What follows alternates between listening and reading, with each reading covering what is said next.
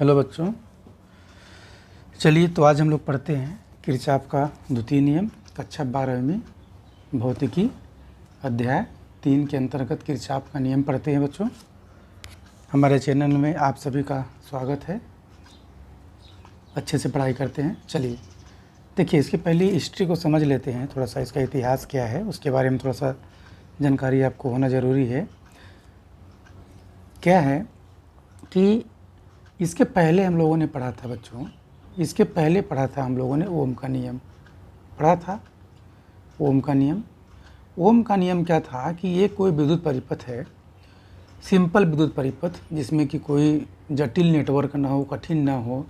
ऐसी समस्याओं को हल करने के लिए जो ओम का नियम था V=IR, इसके नियम की सहायता से हम लोग इसमें से किन्हीं भी चाहे V का हो, चाहे R का हो, चाहे I का हो, चाहे R का हो, इसका मान हम लोग निकाल लेते थे। अब अगर जटिल परिपथ आ जाते हैं हमारे पास, जटिल परिपथों को हल करने के लिए किरचॉफ ने सन 1842 में एक नियम प्रतिपादित किया, जिसे हम लोग किरचॉफ का नियम कहते हैं। ठीक है, तो किरचॉफ का नियम होता क्या है उसको देखते हैं। 2 नियम इन्होंने दिया था। किरचॉफ के 2 नियम हैं। अब इंग्लिश में इसको क्या बोलते हैं, देखो किरचॉफ तो लिखा हुआ है ये, लेकिन किरखॉफ पढ़ाता है ये, किरखॉफ। तो कभी कभी एग्ज़ाम में किरखॉफ लिख देता है, तो किरखॉफ लिखे या किरचॉफ लिखे है वही, आप कन्फ्यूजन में नहीं होंगे। ठीक है ना, तो किरचॉफ या किरखॉफ एक ही शब्द है। तो इन्होंने 2 नियम दिया था। प्रथम नियम दिया था संधि का नियम। बच्चों, प्रथम नियम में क्या था? संधि का नियम। संधि समझते हैं ना? संधि मतलब जुड़ना, एक दूसरे से जुड़ना, जंक्शन, जहाँ पे मिलान होता है, कई धाराएं एक बिंदु पे मिलती हैं उनको। तो इन्होंने क्या बोला इन्होंने, देखो, किसी भी विद्युत परिपथ में किसी भी संधि पर मिलने वाली समस्त विद्युत धाराओं का बीजगणितीय योग 0 होता है। जैसे मान लेते हैं यहाँ पे एक संधि है, देखिए समझिए पहले इसको।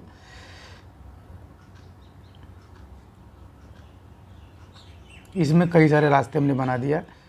इसमें मान लेते हैं करंट I1 आ रहा है, यहाँ से I2 जा रहा है संधि से दूर। ये संधि O संधि है, ये I3 है, I4 है, किधर भी आप बना सकते हैं, ये है I5।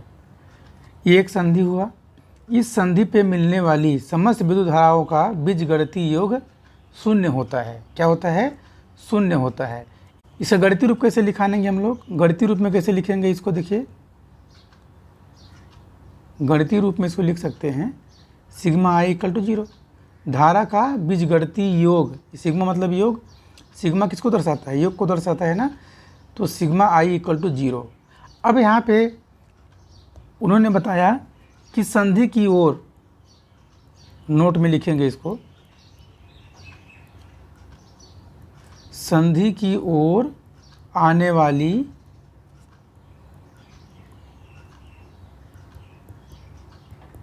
धाराओं को धनात्मक, ठीक है, एवं संधि से दूर जाने वाली धाराओं को ऋणात्मक लेते हैं, है ना। दूर जाने वाली धाराओं को ऋणात्मक लेते हैं। ठीक है, जैसे देखिए इस चित्र में देखिए, संधि ये था, संधि की ओर आने वाली धारा है I1, ये वाली धारा आ रही है, I3 आ रही है संधि की ओर, इधर की ओर जा रही है ना।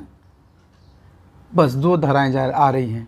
और संधि से दूर जाने वाली धाराएं देखिए, एक तो ये हो गया I2, I5, I4, ये संधि से दूर जा रही हैं, तो ये हो जाएगा आपका धनात्मक, ये भी हो जाएगा धनात्मक।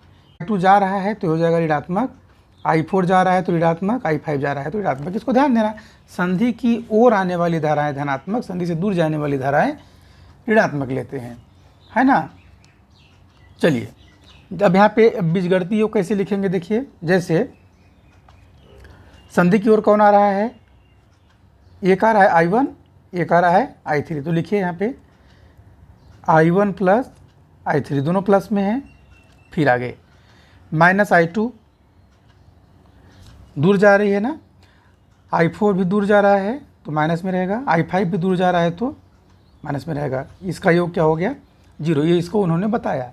या इसी को ऐसा लिख सकते हो, देखिए I2 plus I3 equal to, ये सारे बराबर किधर जाएंगे तो प्लस में हो जाएंगे, I2 plus I4 plus I5। इससे क्या पता चला हमको, इससे क्या पता चला कि ये क्या थी, संधि की ओर आने वाली धाराएं, संधि की ओर आने वाली विद्युत धाराएं। ये क्या है, संधि से दूर जाने वाली विद्युत धाराएं। तो यहाँ पे आप एक परिभाषा और लिख सकते हैं इसका, किरचॉफ के नियम के अनुसार कि संधि की ओर आने वाली धाराओं का बीजगणितीय योग और संधि से दूर जाने वाली धाराओं का बीजगणितीय योग बराबर होता है, या संधि की ओर आने वाली धाराएं एवं संधि से दूर जाने वाली धाराएं बराबर होती हैं। यानी कि किसी संधि पे जितना धारा आएगा उतना ही धारा जाएगा, चाहे कितने भी रास्ते हों, 1 2 3 रास्ते हों, चाहे एक ही रास्ता से आ रहा है, चार रास्ते से जा रहे हैं, 5 रास्ते से निकल रहे हैं, तो धारा का मान बराबर होगा। ठीक है, संधि की ओर आने वाली धाराएं और संधि से दूर जाने वाली धाराएं। बात समझ में आ गया ना? ठीक है, चलिए ये तो हो गया कौन सा, ये इतना ही है आपका किरचॉफ का प्रथम नियम। किरचॉफ का द्वितीय नियम को समझते हैं अच्छे से, है ना। देखिए पहले चित्र बनाते हैं बच्चों, तब आपको समझ में अच्छे से आएगा ना। डायग्राम पहले बना लेते हैं,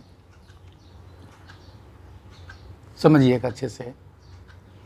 हमने जटिल परिपथ बना रहे हैं, थोड़ा सा जटिल परिपथ मतलब कि कई सारे विद्युत वाहक बल लगे हो सकते हैं इसमें।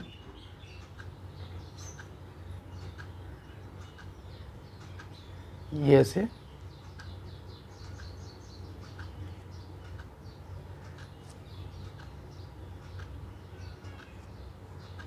इसका नामकरण कर देते हैं हम लोग। ये है, मान लेते हैं E1 E2 या ε1 ε2 भी मान सकते हैं।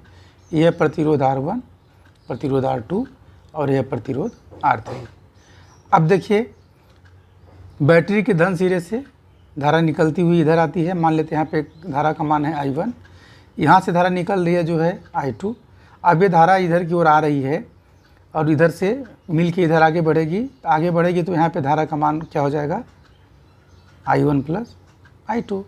संधि के प्रथम नियम से, किरचॉफ के प्रथम नियम संधि के नियम से आ जाएगा ना। देखिए इसका नामकरण कर देते हैं हम लोग। इसको मान लो A B C D, इसको E मान लेते हैं, इसको F। अब देखिए इसमें समझेंगे अच्छे से, कॉन्सेप्ट को समझ जाएंगे तो आपको दिक्कत नहीं आएगी। सबसे पहले तो आप ये ध्यान रखेंगे, मैं बता दे रहा हूँ आपको गणितीय रूप में, इसका गणितीय रूप sigma IR equal to sigma E। अब इसी से नियम को समझ सकते हैं। देखो बच्चों समझना, किसी भी बंद विद्युत परिपथ में ना, ये बंद है विद्युत परिपथ, बंद का मतलब कि सारे चारों तरफ से कनेक्शन क्लोज है, इसलिए धारा बहेगी। ओपन रहेगा तो धारा नहीं बहेगी। तो जब तक धारा इसमें नहीं बहेगी तब तक ये नियम लागू नहीं होगा। तो बंद विद्युत परिपथ के लिए होता है ये। तो देखिए किसी भी बंद विद्युत परिपथ में विभिन्न खंडों में बहने वाली, ये देखिए धारा है तथा उसका संगत प्रतिरोध R का गुणनफल में है ना ये, का बीजीय योग विभिन्न खंडों में कुल विद्युत वाहक बल जैसे E1 और E2 के बीजीय योग के बराबर होता है। समझ में आया? कुछ नहीं आया? अब देखिए जो लिखा हूँ मैं यहाँ पे आपके लिए, पहले लिख दिया हूँ ताकि वीडियो बड़ा ना हो। किसी भी बंद विद्युत परिपथ में विभिन्न खंडों में बहने वाली धारा तथा उसके संगत प्रतिरोधों के गुणनफल का बीजगणितीय योग विभिन्न खंडों में विद्युत वाहक बलों के बीजगणितीय योग के बराबर होता है। यही ना मैं लिखा हूँ, sigma IR equal to sigma E। Sigma का मतलब बीजगणितीय योग, धारा तथा उसके संगत प्रतिरोध के गुणनफल का बीजगणितीय योग विभिन्न खंडों में विद्युत वाहक बलों के बीजगणितीय योग के बराबर होता है। बस सिंपल सा। इसको अगर आप याद करेंगे, इसको देख के, तो आपको याद हो जाएगा ये पूरा नियम, जो कि आपको जटिल लग रहा होगा, जो लिखा हुआ है हिंदी में, ये आपको जटिल लगता होगा, लेकिन इसके नियम से आप आराम से समझ सकते हैं इस गणितीय रूप को देख के। अब देखिए यहाँ पे याद रखने वाली बात है, बहुत ध्यान से देखना इसको। कि ठीक है धारा और उसके संगत प्रतिरोध को तो हम लोग लिए यहाँ पे, और विद्युत भागफल भी लिए, लेकिन ये कब धनात्मक होगा और कब ऋणात्मक, ये कब धनात्मक होगा कब ऋणात्मक, यही बात आपको ध्यान में रखना पड़ेगा यहाँ पे। सबसे इम्पोर्टेंट चीज़ कि IR का मान कब धनात्मक और ई का मान कब धनात्मक। तो ध्यान से समझिए, हम लोग लूप बनाएंगे इसमें, बंद पास या लूप। तो मान लेते हैं, देखिएगा ना, हम एक लूप ले रहे हैं, बंद लूप या बंद परिपथ आप लिख सकते हैं। कौन सा परिपथ ले लेते हैं, देखिएगा चित्र में A B C D A। ए से चालू किया हमने, ऐसा परिपथ जा रहा है, ऐसे जा रहा है ना। ए से चालू किया, A B C D A, बंद हुआ, ये से शुरू यहीं पे ख़त्म, तब ना बंद परिपथ होगा इसमें। ठीक है, देखिए अब इसमें धारा तथा उसके संगत प्रतिरोध समझिएगा। यहाँ पे धारा क्या है इस परिपथ में, देखिए पूरे में, इस पूरे परिपथ में क्या धारा है, इस वाले परिपथ में A B C D A में धारा है I1 कहाँ से हो, किस प्रतिरोध से बह रहा है, R1 से। तो I1 के संगत प्रतिरोध होगा R1, धारा I1 यहीं से निकल रहा है ना, तो I1 के संगत प्रतिरोध क्या है, R1। तो I1 इंटू R1 करेंगे प्लस, अब इसी परिपथ में यहाँ पे धारा I2 है और प्रतिरोध R2 है, तो I2 इंटू R2। लेकिन परिपथ के दिशा में चलने पे बच्चों, परिपथ किधर से किधर चल रहा है, यही ध्यान देना है। परिपथ चल रहा है A B C D, ऐसे चल रहा है ना, जैसा कि मैं डायग्राम बनाया हूँ, चित्र बनाया हूँ, देखिए एरो मार्क लगाया हूँ। तो हम चल रहे हैं, तो परिपथ के दिशा में चलते हैं यदि, तो धारा और उसके प्रतिरोध का गुणनफल हम लोग क्या लेंगे, धनात्मक, यानी कि I1 R1 क्या हो जाएगा, धनात्मक हो जाएगा। अब परिपथ है A से B, C से D, D से A, और धारा I2 देखिए परिपथ के विपरीत चल रहा है कि नहीं चल रहा है, C से B की ओर जा रहा है। तो हम इसके गुणनफल को लेंगे ऋणात्मक, I2 इंटू R2, ये क्या हो जाएगा, ऋणात्मक। भूलेंगे नहीं इस कॉन्सेप्ट को ना। अब इसी प्रकार से विद्युत वाहक बल को देखिए, विद्युत वाहक बल के धन सिरे से धारा निकलता हुआ जा रहा है परिपथ में।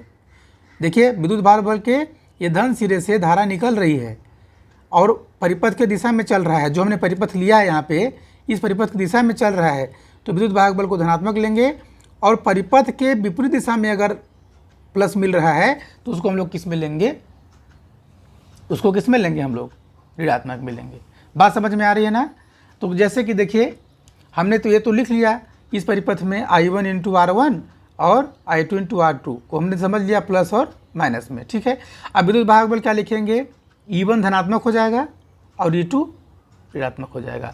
अब इस नियम के आधार पे जो हमने गणितीय रूप यहाँ पे लिखा है, इस नियम के आधार पे देखिए बीजगणितीय योग विभिन्न परिपथ में क्या लिखूँ, I1 इंटू R1 प्लस की माइनस रहेगा ना, क्या I2 into R2 equal to E1 minus E2। ये आपका पहला समीकरण बन जाएगा। बनेगा कि नहीं बनेगा, देखिए, क्योंकि बीजगणितीय योग, किसका बीजगणितीय योग, प्रतिरोध और धारा का गुणनफल का बीजगणितीय योग। तो ये माइनस में है तो ये माइनस हो गया, क्योंकि योग करेंगे तो प्लस माइनस का माइनस ही हो जाएगा, और इसका भी बीजगणितीय योग आ गया। तो ये हो गया आपका किरचॉफ का द्वितीय नियम का पहला परिपथ। अब एक परिपथ और देख लेते हैं बच्चों, यहीं पे एक परिपथ और दिख रहा है ना, क्या बंद परिपथ दिख रहा है, BEFCB दिखा, BEFCB। तो यहाँ पे एक बंद परिपथ और लेते हैं, बंद परिपथ में ही लागू होगा BEFCB में। अब इसमें देखिए, अभी आपको कॉन्सेप्ट बताया था ना, हम लोग चल रहे हैं किधर से किधर, B से E की ओर चल रहे हैं, ऐसे चल रहे हैं ना परिपथ, ऐसे चल रहा है। तो यहाँ पे I2 है और I2 के संगत प्रतिरोध है R2, तो यहाँ पे लिखेंगे I2 इंटू R2, धनात्मक में रहेगा क्योंकि परिपथ की दिशा में ही धारा चल रही है, परिपथ हम ऐसे लिए हैं, धारा भी ऐसे चल रही है। ठीक है, अब इस यहाँ पे देखो धारा कितना हो गया, प्लस क्यों ले रहे हैं, क्योंकि देखो धारा भी इधर जा रहा है, यहाँ पे विद्युत वाहक बल कोई है नहीं, परिपथ भी इधर ही है, इसलिए इसको प्लस में लिखेंगे।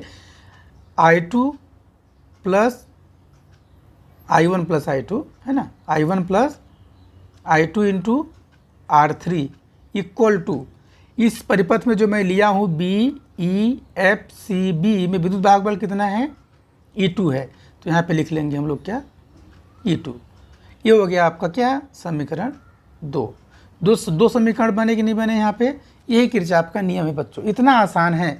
अब इस परिपथ को जो मैंने आपको समझाया अभी, इस परिपथ के कॉन्सेप्ट को अगर आप समझ में आपको आ जाएगा तो सारी चीज़ें समझ में आ जाएंगी।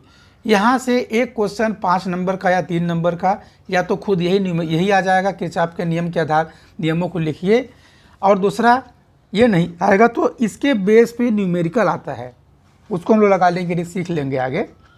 देखिए कुछ और जानकारी इनके बारे में आपको जानना ज़रूरी है, उसको मैं आपको बता देता हूँ।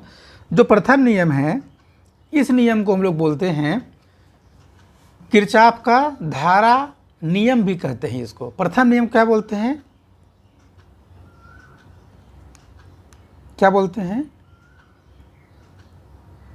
किरचॉफ का धारा नियम, याद रखेंगे ना, KCL, शार्ट में बोलते हैं इसको क्या, KCL, किरचॉफ करेंट लॉ, है ना।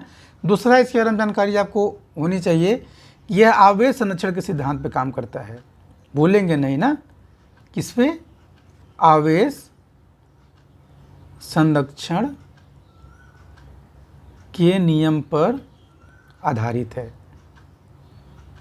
ऐसा क्यों बोल रहे हैं, ऐसा इसलिए बोल रहे हैं कि ये बताइए, इस संधि पे आने वाली धारा, जितनी आवेश इस पे आएगा, जितना आवेश यहाँ पे आ रहा है उतना ही आवेश तो बाहर निकल रहा है, क्योंकि बराबर होता है ना आने वाली धाराएं और जाने वाली धाराएं, तो आवेश तो संरक्षित है, ख़त्म कहाँ हो रहा है, डिस्ट्रॉय तो नहीं हो रहा है ना।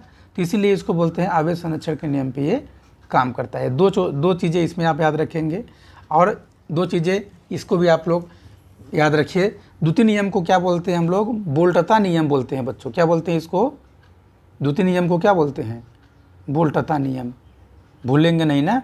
इसको KCL बोलते थे ना, इसको बोलते हैं KVL, किरचॉफ वोल्टेज लॉ।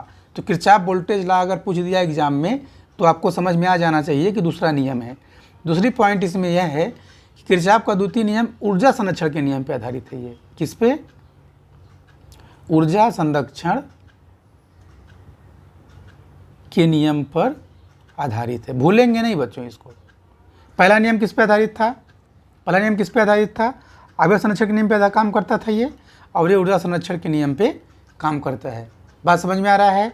इसमें एक पॉइंट और याद रख सकते हैं कि यह किसके लिए काम करता है, बंद परिपथों के लिए। किसके लिए, तो यह नियम बंद परिपथों के लिए लागू होता है, ओपन के लिए लागू नहीं होगा।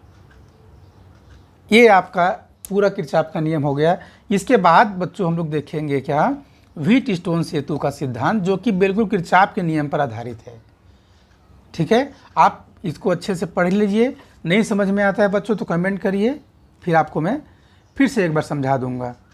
ठीक है बच्चों, अगर वीडियो अच्छा लगे बच्चों तो प्लीज़ वीडियो को सब्सक्राइब करिएगा, लाइक करिएगा, ताकि आपको हमारी वीडियो जैसे ही हम लोड करें आपको नोटिफिकेशन मिल जाए।